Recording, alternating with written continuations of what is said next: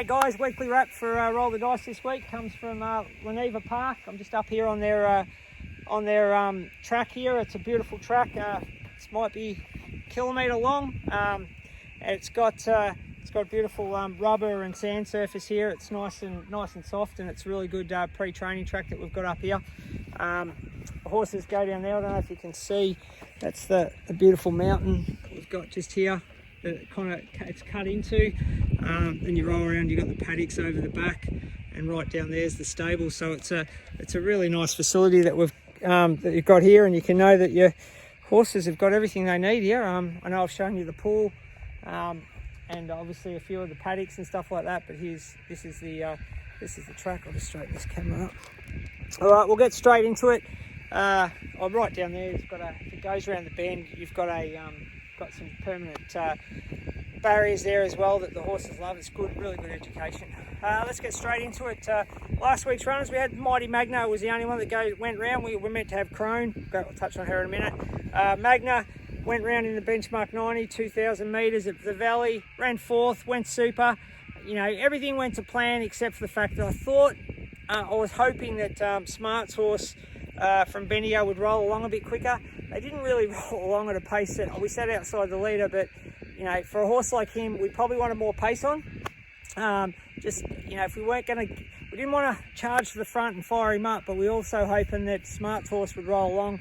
We could just get a really nice tempo and really build from the 800, but they really probably only got rolling from the 500, which what happens there is the field compresses up, and he's always going to get out pinged by horses who have just got a little bit better sprint than him over 2,000 metres, and that's exactly what happened. But I thought Liam rode him really well. It wasn't his fault they didn't go along a little bit quicker and make it a bit more of a staying test. It was just how the circumstances played out.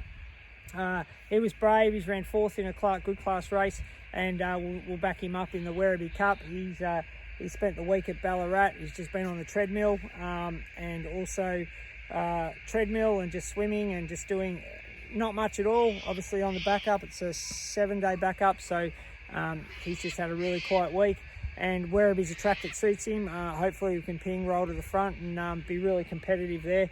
It's a race that's dropped away a little bit over the last couple of years, but the nomination acceptances have been really strong for Sunday, so fingers crossed he can get the job done. Our other runner was Crone. We just decided to scratch her. It wasn't a long conversation I had to have with Tony Gollan. It was very quick. Barrier 16 of 16. It was 21 of 21 with emergency. 16 of 16. Rock hard track. He had Neindorf in it. It was going to roll forward. There wasn't a heap of speed in the race. It's near on impossible to make ground from behind there.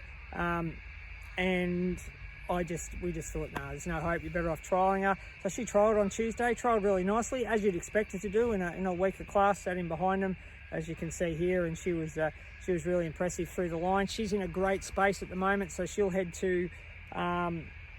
probably head to Eagle Farm, not this Saturday week, where there's a really nice race for her, all building up to the Magic Million. So they were meant to be our two runners last week, but obviously only one went round.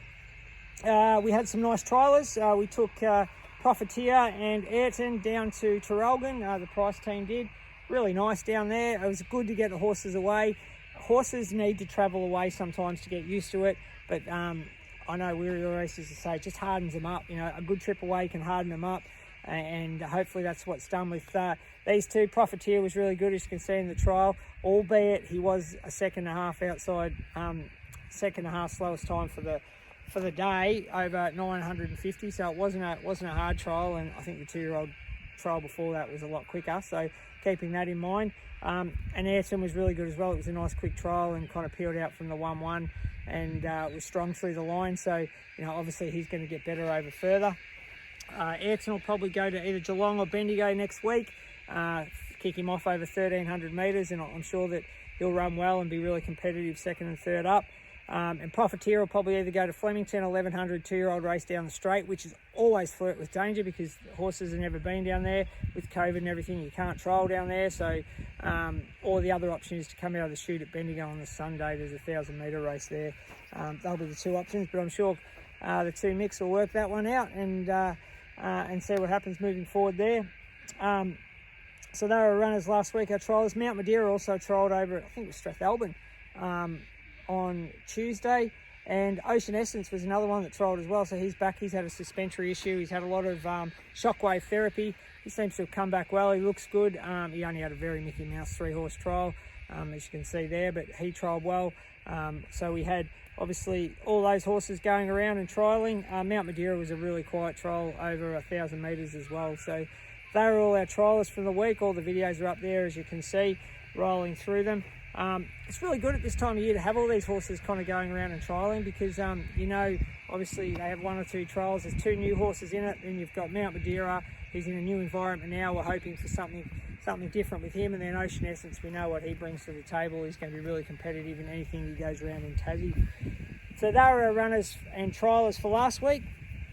This week's runners we've got on Saturday, Birdie Laflanes kicks off in the Vobis Gold race at Pakenham. Drawn barrier 1. Wow, 16 horse field. I think Henry said to me, I can't believe there's that many Vobis Gold horses around at the moment, but everyone must have the same idea as us. We're going to go around at 66 to 1.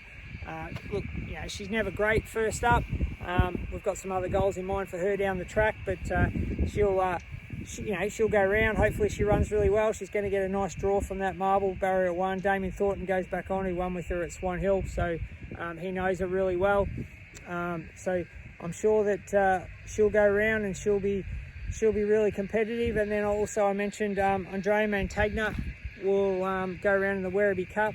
I've already touched on that one. He'll be thereabouts up on the speed, and hopefully he could tick off another cup for us. That'd be really, really handy. So that was our upcoming runners. Oh, sorry, Mount Madeira goes round on Sunday at Murray Bridge. Never had a runner at Murray Bridge, so fingers crossed that he runs really well in a new environment. The aim there is to, I think he's in the Southern Speed Series, is just to give him one real quiet run, and there's a 1,000 metre final at Morphettville on the 18th, I think it is. So it'll be another race to just have a look at.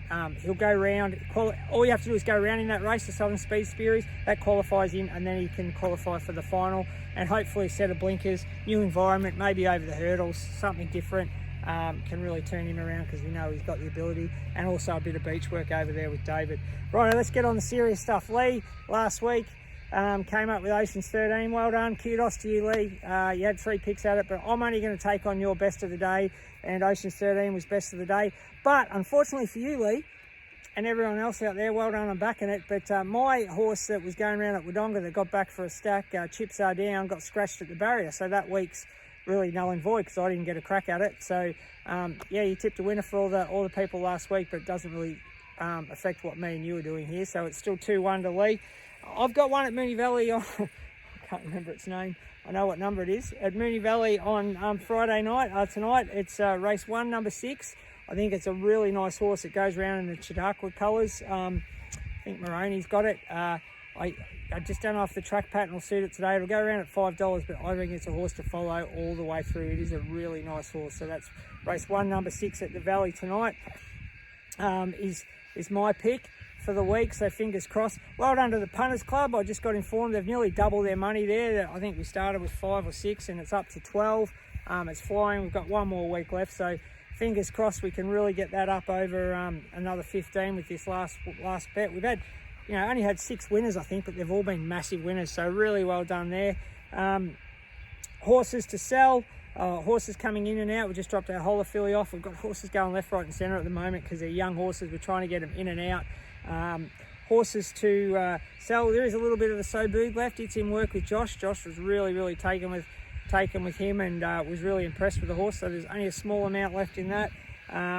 Outside of that, there's probably not much left. There is a bit in the Tarzino that we've got with Henry.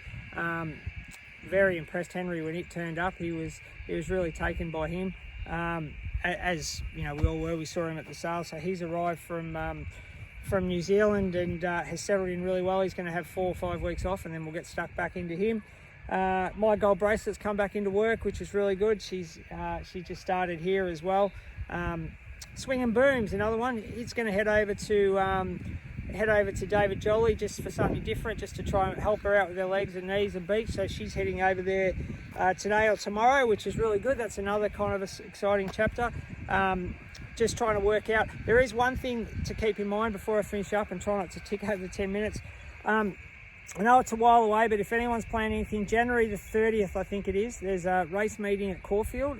Pretty sure it's the 30th. Anyway, we're thinking about having an open day at the Price Kents on the Saturday morning before, so about 10 o'clock. We'll get some advertisement out for that.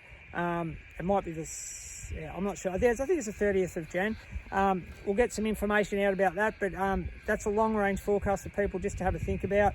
We're going to have a coffee cart there, some food. Anyone's got horses there, we should have a stack of horses there. We should have a few, horses to purchase as well. Have a good couple of hours there, and then Rob's going to take everyone across, put a bit of money on the bar over at Caulfield, and hopefully get back into some normality of racing that day. It's a really good race meeting as well. There's a couple of Group 3s on that day as well. So good punting to everyone. Good luck to everyone in Andrea Montagna this weekend. Hopefully we can tick off another cup, and good luck to everyone in La Falaise. It's great to see her back as well. Thanks, guys.